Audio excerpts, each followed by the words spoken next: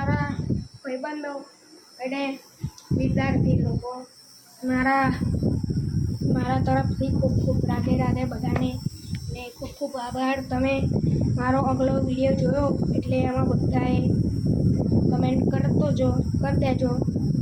તો એમાં આજે આપણે જોઈશું કે કયા વિડીયોમાં આપણે વિજ્ઞાન ગુજરાતીમાં જોયું હતું. તો આપણે આજે જોઈશું સાયન્સમાં એટલે મતલબ વિજ્ઞાન તો આવડી ગયું હશે ને બધાને. તો આમાં જોઈશું આપણે. 1 મિનિટ કેમેરો આખો આવે છે એ જોઈ લઈએ આપણે. બસ થોડો આખો કરી દઈએ બસ. ઓકે. તો બધાને દેખાતું હશે કે મૂવી આવી ગયો. તો આ અમારી જોડે એક ઇલેક્ટ્રિક બોર્ડ છે, બરોબર. તો તમને સૌથી પહેલાં અમે બતાવી દઈશું. પંખાના અવાજ લીધે તમને ડિસ્ટર્બન્સ થાય છે, બંધ કરી દઈએ પંખો. એ લેપટોપને ગરમ થઈ જાય એટલા માટે પંખો ચાલુ રાખીએ, બરોબર. એ રીતે પંખો લાવીએ, મને થોડી ગરમી લાગે ને એના માટે. તો આપણે જઈએ સૌથી પહેલાં ભણવા તરફ, બરોબર. તો આપણે જોઈએ નીચે, બરોબર. અહીંયા આપણું સ્પીકર લઈ લઈએ, બાકી બધું સાઈડમાં. અને મારું માઉસ પેડ મૂકી દઈએ. તો સૌથી પહેલાં આવે છે, આપણે જોઈ લઈએ નીચેની તરફ. તો આ આપણું સાયન્સમાં પહેલું ચેપ્ટર છે. તમને ખબર હશે, તમે ભણી ગયા છો કે પહેલું ચેપ્ટર કયું છે. ઓકે. તો આપણે ફટાફટ નીચે દઈએ, બરોબર. સૌથી પહેલું અનુપ્રેમિક આવી ગયું. તો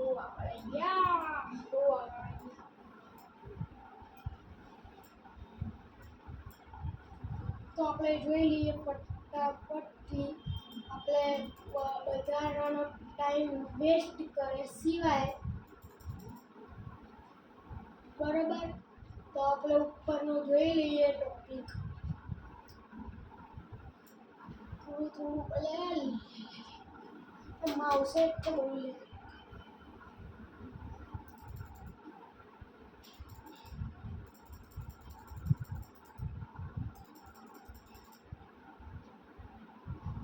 આપણે ધીમે ધીમે વધુ નીચે કરીને જોઈએ.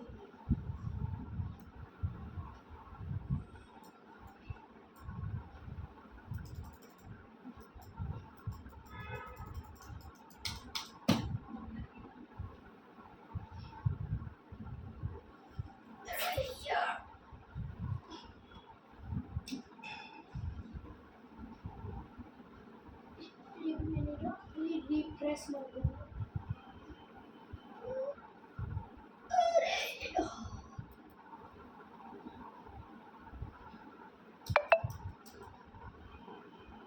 સૌથી પહેલાં આપણે રિફ્રેશ મારી રીતે F5 દબાવી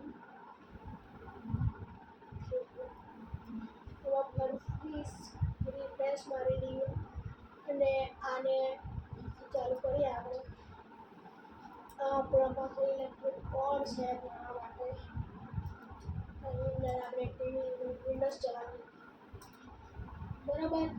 આના પછી આપણે કયા ધોરણનું જોઈએ છે હું તમને બતાવી દઉં કે બીજા 5મા, 6ઠ્ઠા અને 8મા માટેનું આપણે જોઈએ છીએ. એના હું વિડીયો બનાવું છું, તો આપણે જોઈ લઈએ. માઉસ સિલેક્ટ નહીં કરવું, બરાબર. આપણે ફટાફટ ટાઈમ વેસ્ટ કર્યા વગર ટોપિક ઉપર જઈએ. ઓકે. તો ફટાફટ ધીમે ધીમે નીચે જઈએ. અને પહેલો પાઠ છે આપણો, ખોરાક શામાંથી મળે છે. ઓકે. જોઈ લઈએ.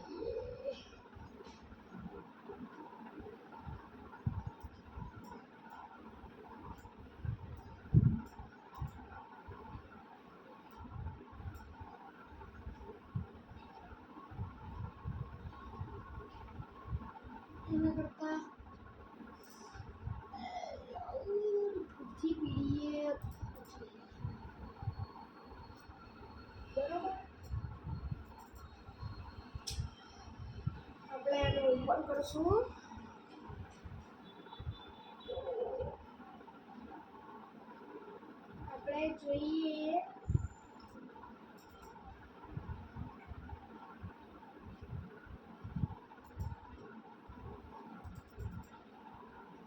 તો નહીં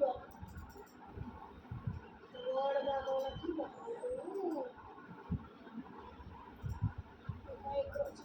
માઇક્રોસોફ્ટ એડમાં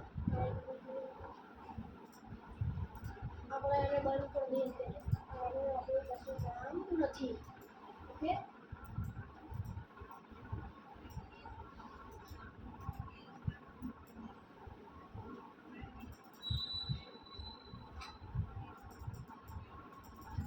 બરાબર તો આપણે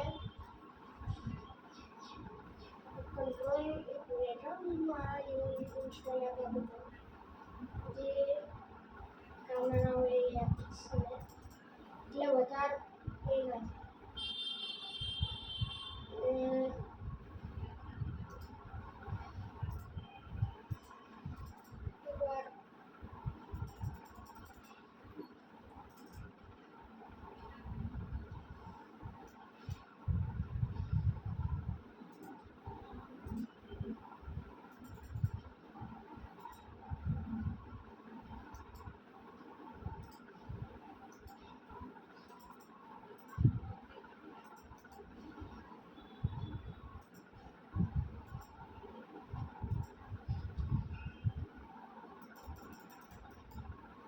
તો આપણે બીજી ટેબમાં જોઈ લઈએ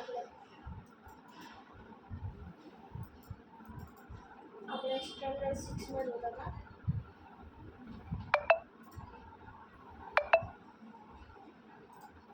બરાબર તો આપણે જોઈશું એક મિનિટ આપણે ઓપન કરશું માઇક્રોસોફ્ટ એજમાં આપણે એમાં ઓપન નથી કરવું અહીંયા લોડિંગ થઈ ગયું બરાબર હવે તમને બહુ જ સારું દેખાશે એકદમ ક્લીન સૌથી પહેલાં આપણે નીચેના પેજ ઉપર આપી દઈએ સૌથી જ્યાં આપણું પાર્ટનું નામ છે તે આપણે આવી જઈએ તો સૌથી પહેલાં આપણું પ્રકારનું નામ છે ખોરાક ક્યાંથી મળે છે તો એ આપણે ખોરાક ક્યાંથી મળે છે આમાં આપણે જોઈએ કે એમાં વાંચેલું છે કે તમે શું પેન લઈ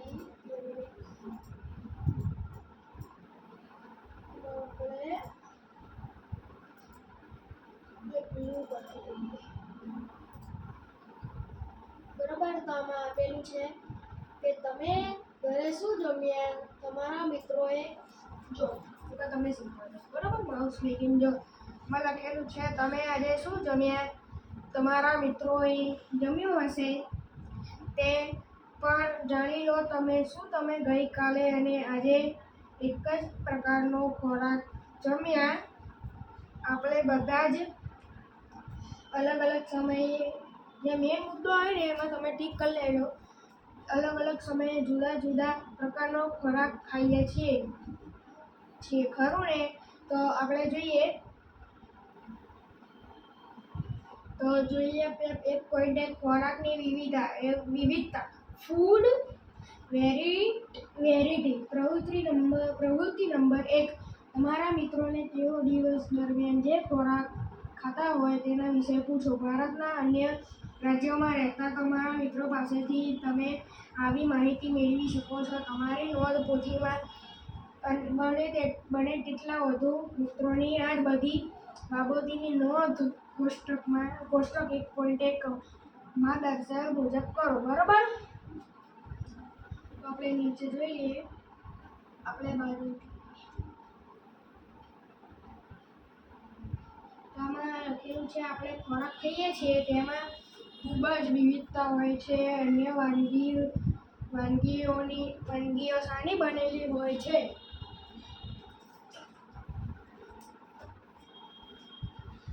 તો અમુક વાનગીઓ શાની બનેલી હોય છે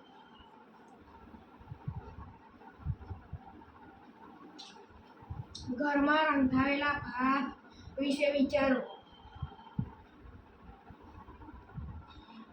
આપણે કાચા ચોખા લઈને તેને પાણીમાં ઉકાળીએ છીએ ભાત બનાવવા માટે ફક્ત બે જ સામગ્રી કે ઘટકોની જરૂર પડે છે.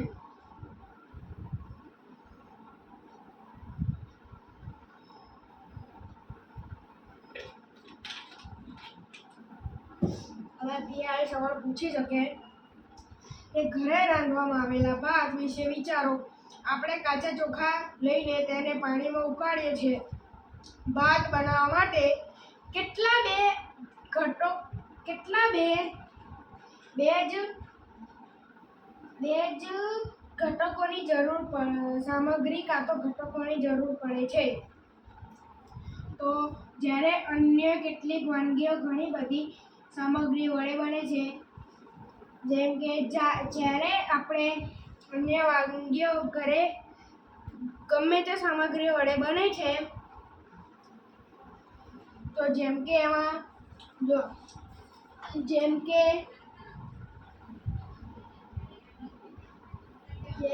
જ્યારે વાનગીઓ ઘણી બધી સામગ્રી બને છે, આપણને જુદા જુદા પ્રકારના શાકભાજી, મીઠું, મસાલા, તેલ વગેરેની જરૂર પડે છે. તો જ્યારે હું આ મુદ્દો ટીક કરાવીશ છે, ટીક કરી દેવાનું. જ્યારે અન્ય કેટલીક વાનગીઓ ઘણી બધી સામગ્રીઓ બનાવવા માટે કયા વસ્તુની જરૂર પડે છે? તો આપણે અહીંથી જ્યારેથી લઈને જરૂર પડે છે સુધી લખવાનું.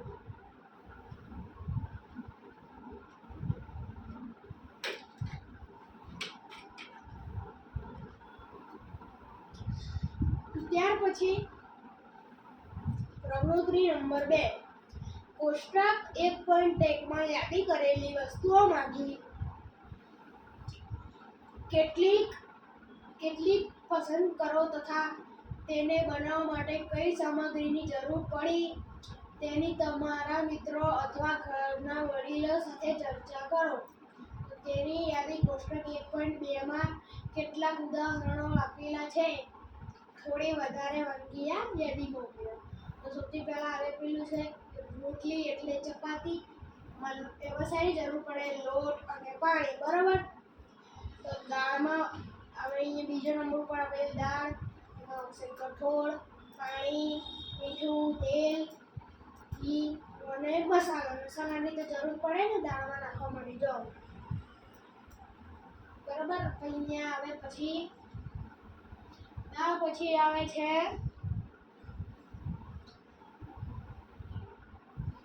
આપણને શાક બનાવવું હોય તો આમાં અહીંયા ગમે તે શાક લખીએ, કઈ જેમ કે બટેકાનું શાક ખાઈએ ને આપણે, એમાં પહેલું જોઈએ બટેકા જોઈએ, પછી પાણી જોઈએ, પછી મસાલા જોઈએ વગેરે. આને આપણે કહીએ સામગ્રી.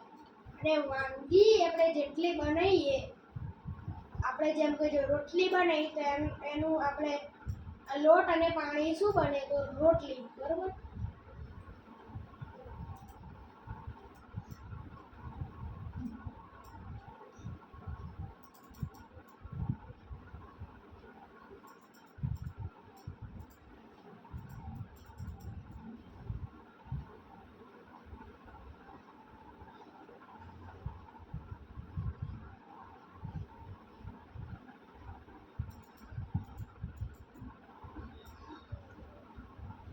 તો આપણે રોટલી અને ચપાતી બનાવવા માટે લોટ અને પાણીની જરૂર પડે છે. તો આમાં સામગ્રીઓ કઈ સામગ્રીઓ બનાવવા માટે કઈ વસ્તુ જે સામગ્રી બનાવી એ સામાનની જરૂર પડે. તો આમાં જો આ પહેલા આપ્યું હોત ને તો આપણને ખબર પડત આ વસ્તુથી આ સામગ્રી બને.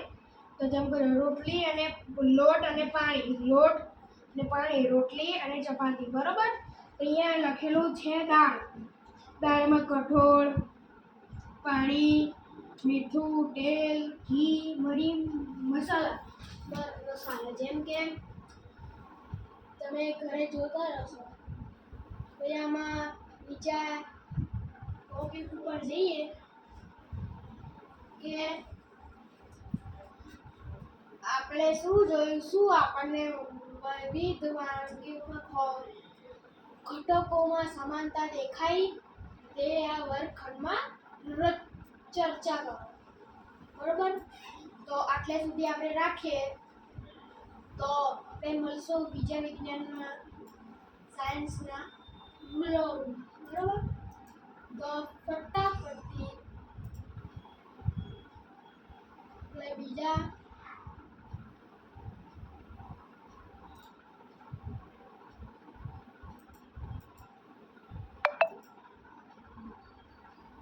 તો મળીશું.